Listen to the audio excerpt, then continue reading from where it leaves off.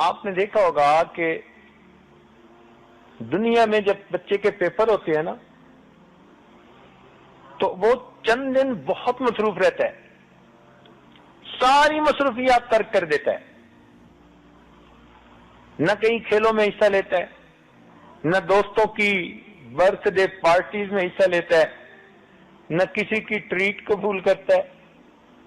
وہ کہتا ہے جی میرا امتحان ہے، ماں باپ کو بھی کہتا ہے جی مجھے ڈسٹرب نہ کریں، تھوڑا کھاتا ہے، تھوڑا پیتا ہے، تھوڑا سوتا ہے، زیادہ سے زیادہ وقت اپنی پڑھائی میں لگاتا ہے۔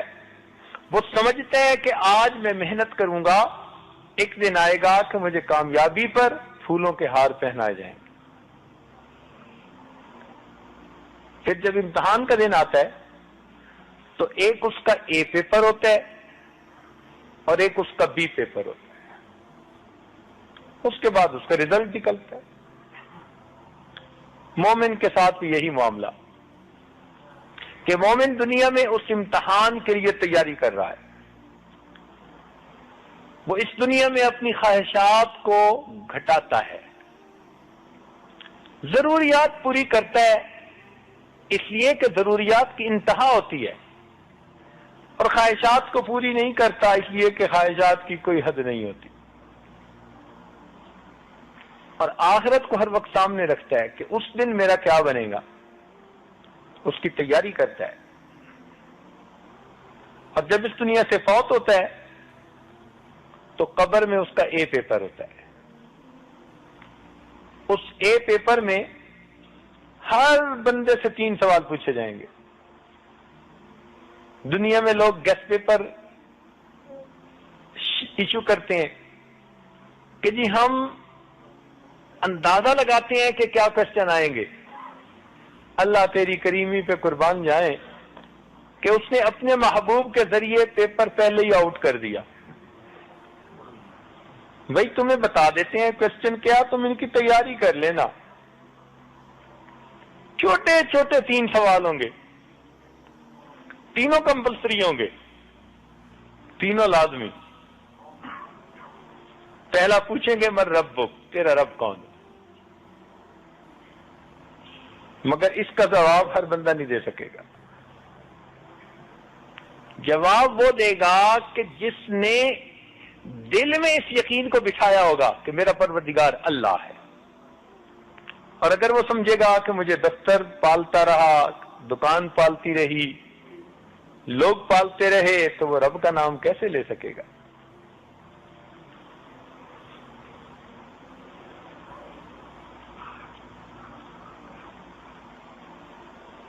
وہ چیز زبان سے نکلے گی جو دل میں ہوگی۔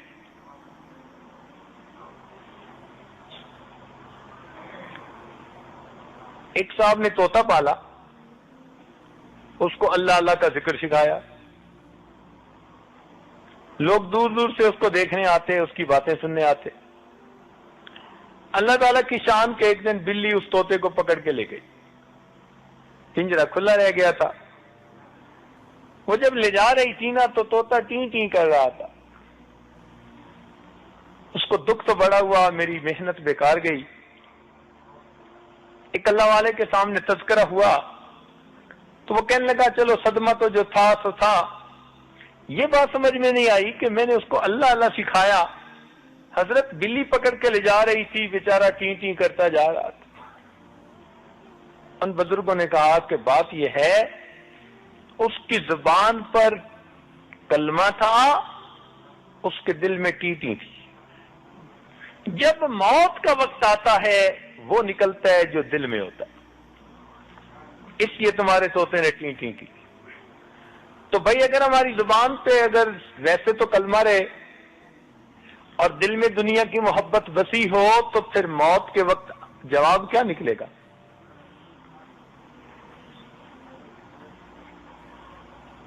اس لیے اس یقین کو دل میں بٹھانے کی ضرورت ہے کہ ہم نوکری سے نہیں پل رہے، ہم کارخانے سے نہیں پل رہے، دفتر سے نہیں پل رہے، بزنس سے نہیں پل رہے، ہمیں پالنے والا پروردگار ہے۔ اللہ بھلا کرے ہماری یہ جماعت کے دوست یہی تو آواز لگاتے ہیں. اسی کو سیکھنے کے لیے تو آپ سب حضرات کو دعوت دیتے ہیں کہ یہ دل میں پہلے سے ہم بٹھا لیں. اس پر محنت کرنی پڑتی ہے تب دل میں یہ یقین بیٹھتا ہے، ورنہ تو جہاں نظریں لگی ہوتی ہیں بس وہی انسان کا یقین ہوتا ہے. دوسرا سوال ہوگا من نبیک، تیرے نبی علیہ السلام کون ہے؟ اب اس کا جواب صحیح تو وہی دے سکے گا جس نے قدم قدم پر نبی علیہ الصلوۃ والسلام کے مبارک طریقے کی پیروی کی ہوگی، جس نے نبی علیہ السلام کے زیر قدم رہ کر زندگی گزاری ہوگی، کھانے میں، پینے میں، لباس میں، طعام میں، قیام میں، ہر چیز میں جس نے نبی علیہ السلام کے طریقے کو اپنایا ہوگا تو وہ انسان کہے گا کہ میرے نبی علیہ السلام اللہ کے محبوب ہیں. اور تیسرا سوال ہوگا کہ ما دینک، تیرا دین کون سا تھا؟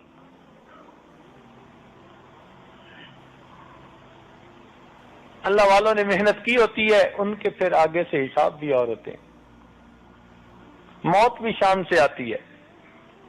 حدیث پاک میں آتا ہے کہ جو بندہ باقاعدگی کے ساتھ مسواک کرتا ہے اللہ تعالیٰ ملک الموت کو بھیجتے ہیں، وہ اس سے شیطان کو مار کر دور بھگا دیتے ہیں اور اس بندے کو بتا دیتے ہیں کہ تیرا وقت قریب ہے، تو کلمہ پڑھ لے. اب یہ کتنی بڑی نعمت ہے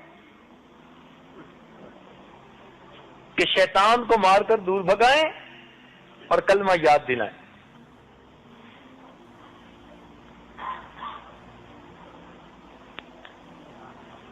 چنانچہ اللہ والوں کو موت کے وقت ایسی بشارتیں ہو جاتی ہیں اللہ کی طرف سے.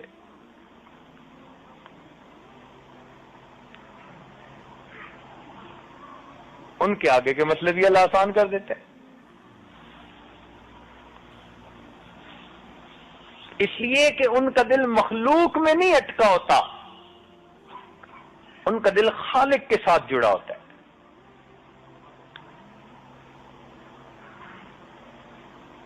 تذکرۃ الاولیاء جو کتاب ہے اس کے مصنف خواجہ فرید الدین عطار رحمۃ اللہ علیہ، عطر کی دکان تھی، جوان العمر تھے، عام زندگی تھی، دل ادھر ادھر مخلوق میں خوب لگا ہوا تھا. ایک دن کوئی باخدا بندہ ان کی اس یعنی دکان پر آیا اور ان کی شیشیوں کو بڑے غور سے دیکھنے لگا. تو یہ کہنے لگے کہ بڑے میاں کیا دیکھ رہے ہو؟ بڑے میاں کہنے لگے کہ میں دیکھ رہا ہوں کہ اتنی شیشیوں میں آپ کی جان اٹکی ہوئی ہے، یہ کیسے نکلے گی؟ اتنی شیشیوں میں جان اٹکی ہوئی ہے، یہ کیسے نکلے گی؟ تو انہوں نے غصے میں آ کے کہا کہ بڑے میاں جیسے تمہاری نکلے گی ویسے میری نکلے گی. اس نے کہا اچھا پھر میری تو ایسے نکلے گی. کل اس کے پاس کپڑا تھا، وہ وہیں دکان میں فرش پہ لیٹ گیا، کپڑا اوپر کیا، کہتے لا الہ الا اللہ. یہ سمجھے کوئی ڈرامہ اور بہانہ کر رہا ہے. تھوڑی دیر کے بعد جب کپڑا ہٹایا دیکھا تو واقعی وہ اللہ کو پیارا ہو چکا تھا.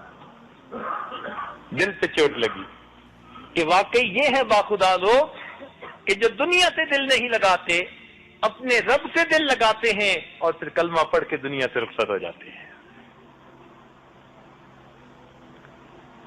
پھر بعد میں یہ بڑے اولیاء میں شامل ہوئے.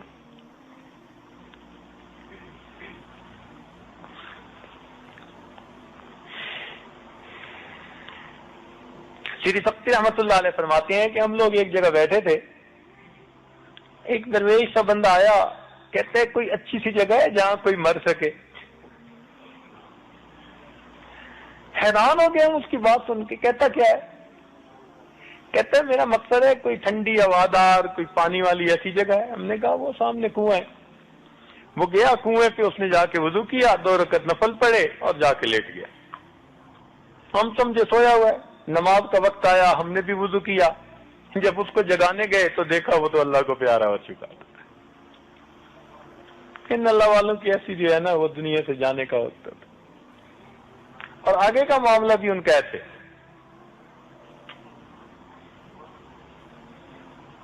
بھائی عزیز بستانی رحمۃ اللہ علیہ خواب میں کسی کو نظر آئے تو اس نے پوچھا کہ جناب آگے کیا بنا؟ تو کہنے لگے کہ جب میں قبر میں گیا تو فرشتے کہنے لگے وہ بڈھے کیا لائے ہے، وہ بڈھے کیا لائے ہے؟ تو میں نے جواب دیا کہ جب بادشاہ کے دربار میں آتے ہیں تو یہ نہیں پوچھتے کیا لایا ہے، ہمیشہ پوچھتے ہیں تو کیا لینے کے لیے آیا ہے. کہ میری بات سن کے فرشتے مسکرا پڑے اور کہنے لگے اس کا یقین پکا ہے، اور وہ وہاں سے چلے گئے. جنید بغدادی رحمۃ اللہ خواب میں نظر آ کسی کہنا ہے آگے کیا بنا؟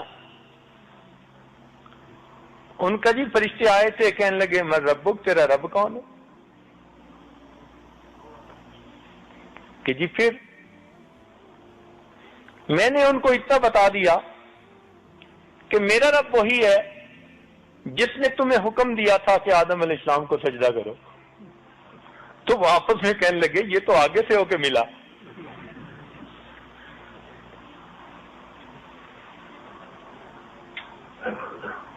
شیخ عبدالقادر جیلانی رحمۃ اللہ علیہ کو کسی نے دیکھا. حضرت آگے کیا بنا؟ کہنے لگے قبر میں فرشتے آئے تھے، پھر پوچھنے لگے من ربک، تیرا رب کون ہے؟ تو میں نے انہیں کہا کہ دیکھو تم عرش سے فرش پر آئے ہو اتنا سفر کر کے اور رب کو نہیں بھولے، تو زمین کے اوپر سے میں 2 گز نیچے آ کے اپنے رب کو بھول جاؤں گا؟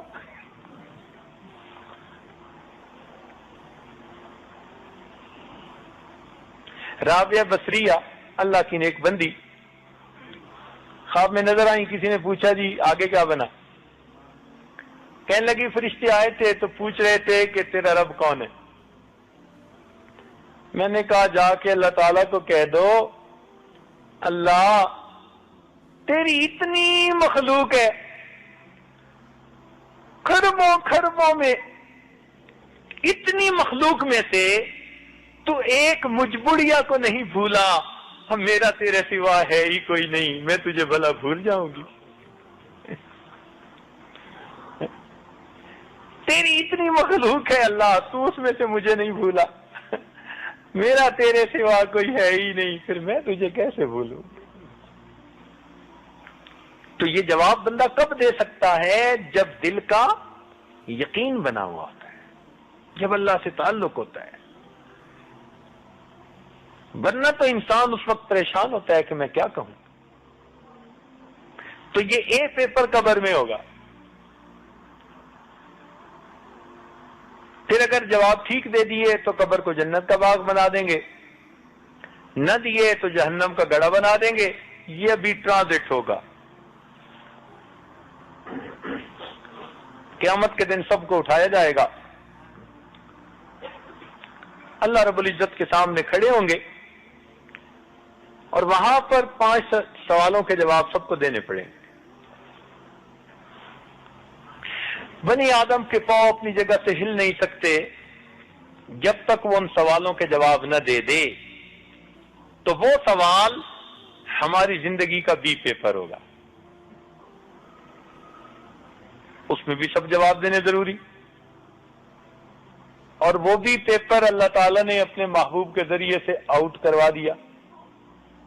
پوچھا جائے گا اے بندے تو نے زندگی کیسے گزاری، تو نے جوانی کیسے گزاری، مال کہاں سے کمایا، کہاں پہ خرچ کیا، اپنے علم پر کتنا عمل کیا. اب اس وقت ان سوالوں کا جواب دینا یہ بہت مشکل کام ہوگا. تاہم جو لوگ نیکی کر کے دنیا سے جائیں گے پروردگار ان کے ساتھ رحمت کا معاملہ فرمائیں گے. اور جو لوگ دنیا میں ایمان سے محروم رہیں گے اور محروم ہی اللہ تعالیٰ کے حضور پہنچیں گے تو ان کے لیے جہنم ٹھکانہ ہوگا. اس لیے اللہ تعالیٰ فرما دیں گے وَامْتَازُوا الْيَوْمَ أَيُّهَا الْمُجْرِمُونَ، اے مجرموں آج کے دن میرے نیک بندوں سے علیحدہ ہو جاؤ. دو الگ الگ راستے ہوں گے، ایک طرف جنتی لوگوں کو بھیجا جائے گا اور دوسری طرف جہنمی لوگوں کو بھیجا جائے گا. تو یہ قیامت کا تصور اسلام کے بنیادی عقائد میں سے ہے. یہ جتنا انسان کے دل میں راسخ ہوگا اتنا اس کی زندگی صحیح لائن پر ہوگی. اس لیے آپ قرآن پاک کا مطالعہ کریں، ایک تو پوری صورت ہی آپ کو اسی نام سے ملے گی القیامہ، اور دوسرا ہر صفحے پر، ہر دوسرے صفحے پر آپ کو کسی نہ کسی انداز میں قیامت کا تذکرہ ملے گا. اتنا اہم یہ مسئلہ ہے کہ قرآن پاک کے ہر صفحے یا ہر دوسرے صفحے پر آخرت کی یاد دلائی گئی کہ تمہیں اللہ تعالیٰ کے حضور پیش ہونا ہے.